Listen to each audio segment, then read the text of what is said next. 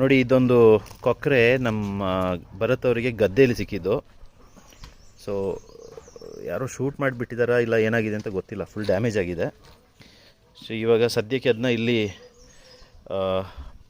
ನಮ್ಮ pet zoo ಒಳಗಡೆ ಬಿಡುವ, ಅದು ರೆಡಿ ಆದರೆ ಹಾರಲಿ ಅಂತ ಹೇಳೋ ಒಂದು ಸೀನ್ ನೋಡುವ. ಡ್ಯಾಮೇಜ್ ಆಗಿದೆಯಲ್ಲ, ಕಟ್ಟಾಗೋಗಿದೆ.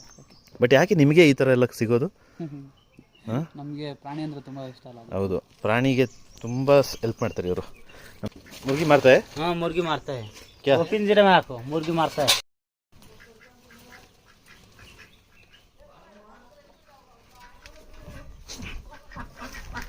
ನೋಡಿ, ಇವಾಗ ಇಲ್ಲಿ ಬಿಟ್ಟಿದ್ದೀವಿ.